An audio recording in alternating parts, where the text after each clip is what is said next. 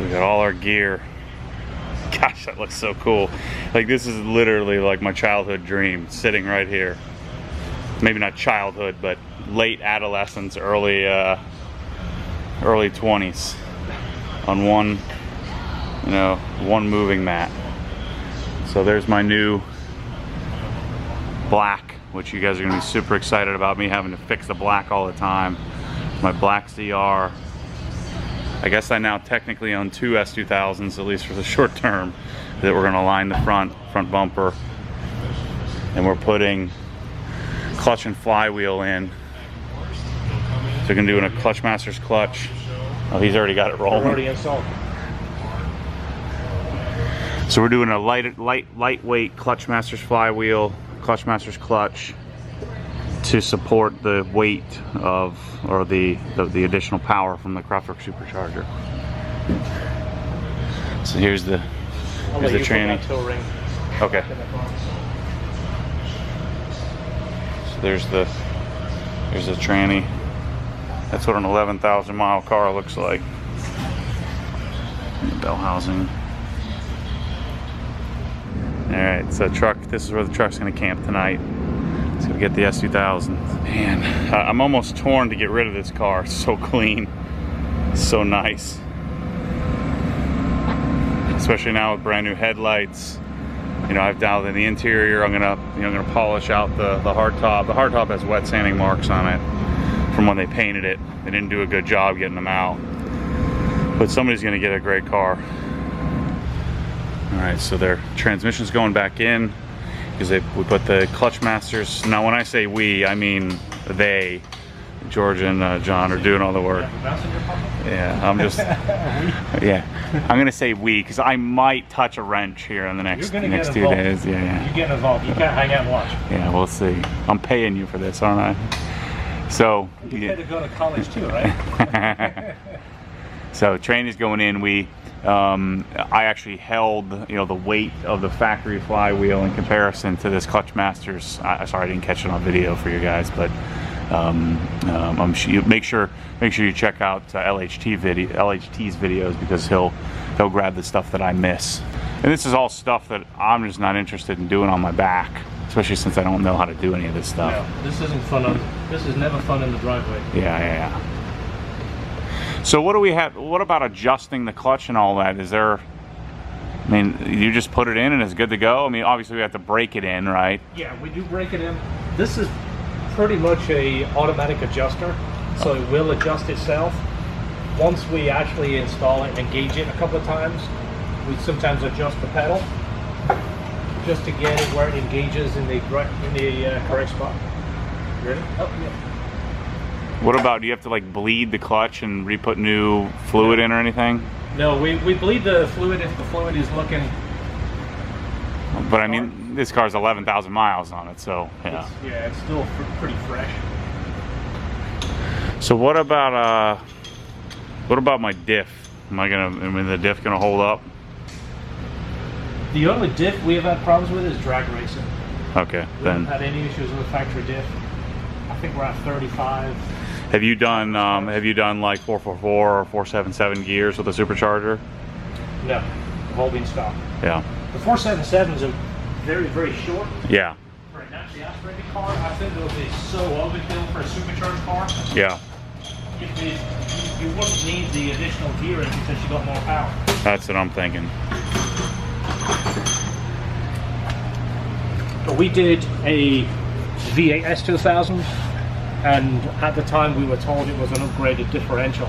So we put the LS motor in, and he had it for almost a year before the differential broke. Yeah. And then it turned out it was a factory differential. So it held 400 foot-pounds of torque for a year. Yeah. But these... So what is this? This is going to do what, 270, 280? Yeah, somewhere around there. I've never dynoed it with the Toda head and exhaust, so it might make more torque and less horsepower because of the diameter. Yeah. So it might be closer to 280. What did we make stock? Oh, I did 205. 205, right and then... on the button, right at 205. And what about 145 torque? We can always printed the sheet and put it in the car, but... Yeah, we can come back to it. 144 was the peak. We got 205, and 142.9, and then 204 and 144. Oh, not too shabby for stock. Not at all. Yeah. So we should be making in the 410-ish. It depends on the header and the exhaust. Yeah. We've done some of these with the Mugen header and exhaust, and it's held them to about, what, 380, 385? Yeah. But they're very, very small exhaust. The exhaust is same size as your header almost. Yeah. And it held it back. But the Toda stuff looks like the exhaust is bigger. Yeah, we'll see. So I think the exhaust won't be the restriction. The question is whether I'm going to like a Skunk 2 or something like that, or a Urge or some other header. Yeah. The Skunk 2, I like it because they did design it for the supercharger. Yeah. And actually aspirated, typically we don't see them make any power at all. The pairing of the tubes are designed more for the supercharger. And we've seen them, over a stock header, we've seen about 15 to 20 horsepower gain with the header. Yeah. So they do pick up nice gains. The exhaust, I don't think you can have a problem at all, and that's a really good exhaust. Yeah, so we'll see. Yeah, we'll see. If I'm making 360, I care. If I'm making 395 versus 410, I don't know that I really care all that much. Yeah, these cars feel so good once you get in the upper threes. Yeah.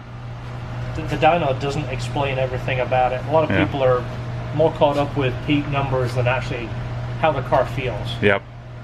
And when the car is at 390, you can't feel 390 to 410. And that's why I chose not to. First of all, I like linear power, but I wasn't particularly interested in turboing the car. I love the power delivery of a supercharger. It's a lot easier to do. Exactly. You know. It mimics the power. When you see the dyno, which we'll be doing the before and after, it literally mimics the whole dyno. It just picks the whole curve and does this. Yep.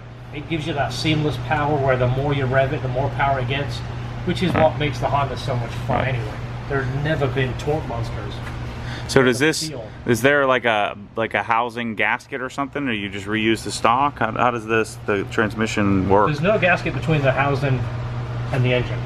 The engine has its own oil system, the transmission has its own oil.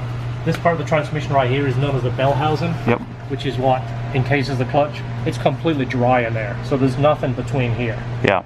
The only real gaskets, and we see this on high mileage stuff, is there is basically like a rubber boot cushion up here that seals the transmission from the outside to the inside.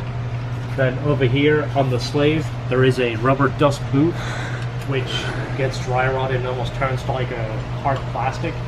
Feels it's still like brand new rubber. I mean, it feels supple. You come around here and take a look at this. This stuff we keep in stock because we have so many cars coming in. This, you see, it's still nice and rubber. This, because it's sat in that position so long and there's so much heat and age, this turns like a brittle plastic. Yeah. So when we take this down, this will actually break and crumble. And this is what keeps, the weather from getting into your clutch. Yeah. We see these coming in with this missing, and nobody thought to change it. Right. This stops the rain. And he just did all the trans fluids and all that stuff. All the fluids are new. Yep. But this would be if it needed bleeding. This is where you bleed it. This is the bleeder. Yep. But typically the clutch is this Clutch Masters. You put it in, it's ready to go. Yep. Cool. How would the stock clutch do without doing this with this supercharger? Well, some of the early ones we did before we really started pushing the power limits. We found the S2000 clutch factory. It would be okay to about 330, and after that it would start to slip. Yeah. Now it depends how you drive it too. The supercharger power is pretty linear, so it doesn't come on with a surge of power like certain turbo kits. So it does pretty well, but 330 and the clutch is going to let go. This is one of the tricks of the trade right here, is about a 12 feet extension. I should be showing away our secrets right here, but that's okay. Let them try, that's what I say. You can blur out the faces to protect the innocent. Let everybody try. Yeah, attempting this on the ground, I wouldn't even try. There you go. Well, first of all, you wouldn't be able to get it high enough off the ground. No, that's it. You can't get it high enough, but the amount of work laying on the ground doing this stuff. I spent the first 10 years of our career doing this.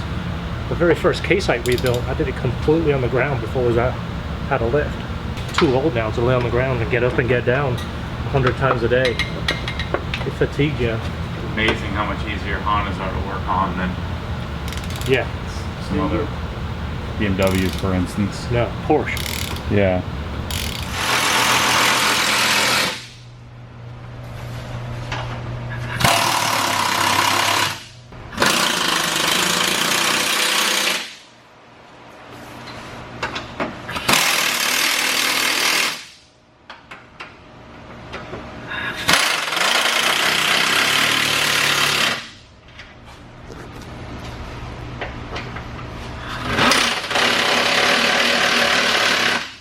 Oh, they give you lots of room to play. You're bending the engine mount in a direction it's not supposed to go. So that's why we bring everything down even and bring everything back up even. As I'm bringing the subframe up, he's bringing the transmission up. So there's a rear transmission mount.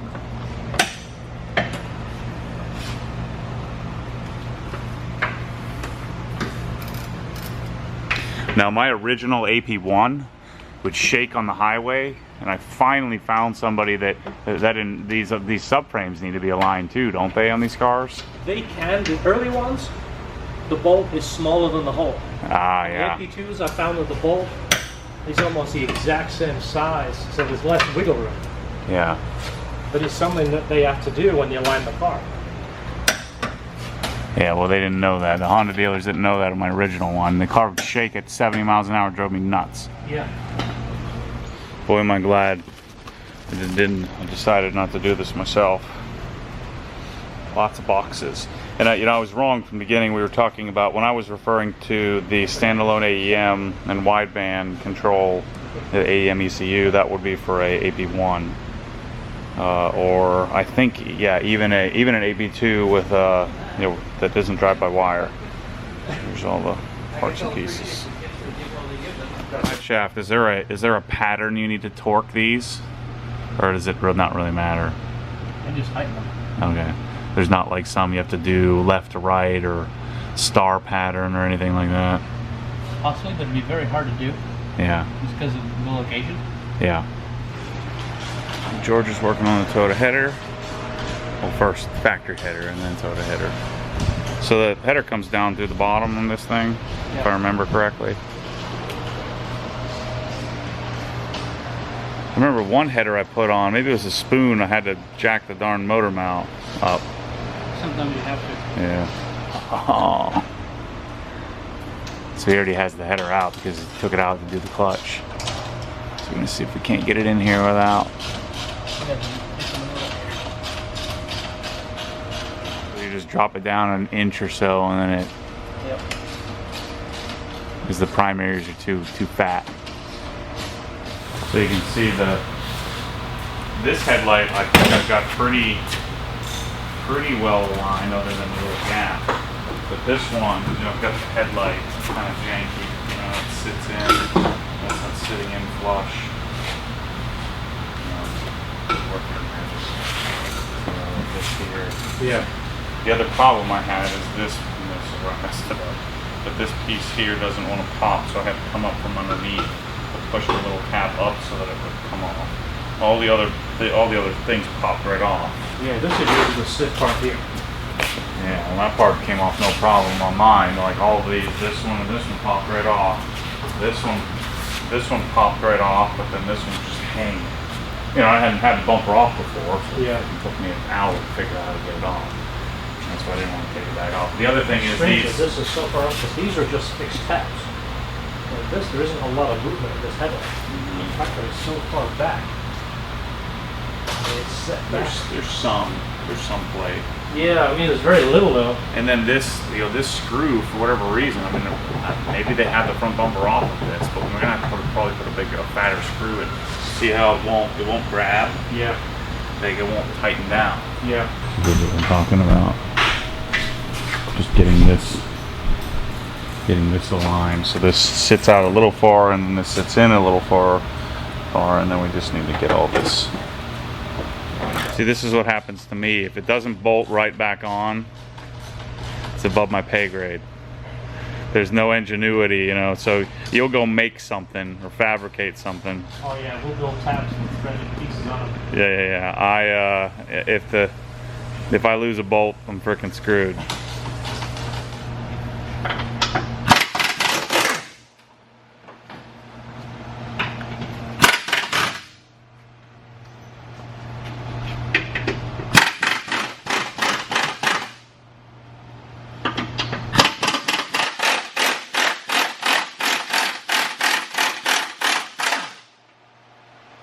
Oh, that's mine. Yeah, shoot. It's still up in there? Oops. My little gear wrench, 10mm. John found it up in there. I was gonna say, you're supposed to lose a 10mm working on a Honda. Yep. Alright, so he's getting the bumper off. I'm gonna work some magic on the headlight. Getting me all dialed in. See, imagine if you guys had a full-time cameraman, you could be... If we had a full-time cameraman and a full-time salesman, we'd be set. All it takes is lots of money. That's it. You know, if you want to quit doing that upstairs garage thing and come over here and film, you know, you can stop that. Yeah, I'm sure I could. Yeah, when I was doing this, I was praying that there was no adjustment necessary. And the header is up there. Got this all lined up now. Let's see what... Yeah, you see how I... See, this one is... Like I kind of stretched these out from pulling on them so hard. Yeah, this one I think is the one that's pinched in. I did a little how-to video because I see so many people break these things. Yeah. When you hit WD-40 here, all it does is allow that to skip over this. So there's a little diamond, the little triangle goes. So you see where it sits? Yeah. It actually sits behind there. Yeah. But when you start forcing this, that's where you start damaging the bumper. It's all bowed, yeah. A little bit of WD-40 will let that pop up. Yep. It just makes it a little bit easier. And then Yeah, these that's tabs, what's going on here. Yeah, so that this tab is squeezing. a little... This is squeezing down, and that's what's forcing this plastic into that pocket. That's not where it needs to be. It needs to be just held on that tab. Yep. So once you do that, then the bumper will go on and off and adjust a little. Allow Yeah. you to move. Yeah, this is just a little tight. So if we open this up, we ought to be able to get it centered up. I think that's all. Somebody's tried to just tweak that in to make it a little bit tighter.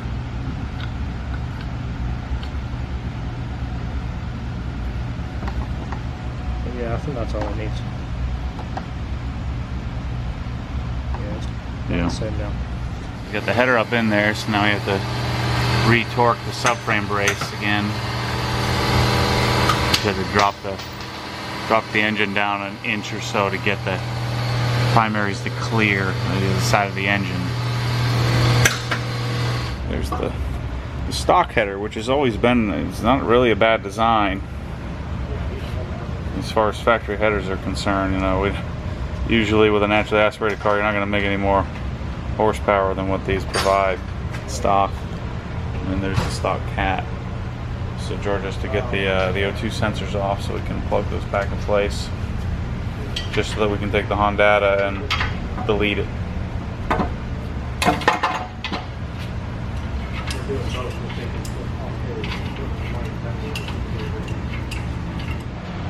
Gosh, that thing's pretty. It really is. So pretty. Good. So you gotta modify the bracket here a little bit to get it to fit right. They supply a bolt, just not a different bracket. Heck are all those washers for?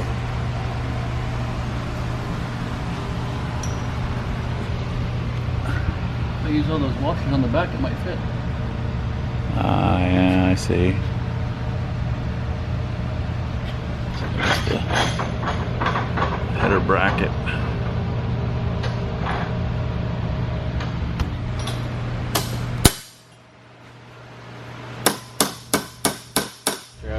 Yeah, he's got it all dialed. This is great. Dang, I might keep this car. I don't need two of them though. I definitely don't want. I definitely don't want a stock S2000. It's not about need.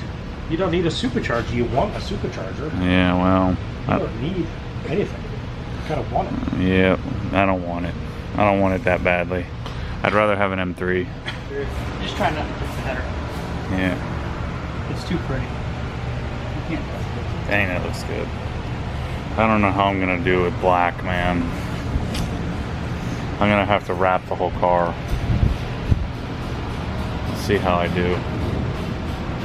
Oh wow, the alternator's black, or did you guys do that? That's the way it is, I guess. Yeah. Okay.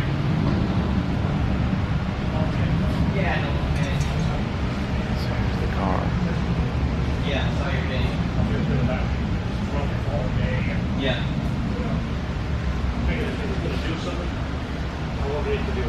Yeah. My first and only Toda header I got on my B16, 99 SI, and we were so excited to go test drive it that I forgot to put the dipstick back in. Shot oil all over it and ruined it. We do our best to not ruin this one. Yeah, dang, that looks good, dude. So good. Look at the reflection of that flange. Look at It that. could be any better. JDM goodness right there, son. There's really no need to upgrade the heat shield. That looks pretty clean as it is, huh? Yeah.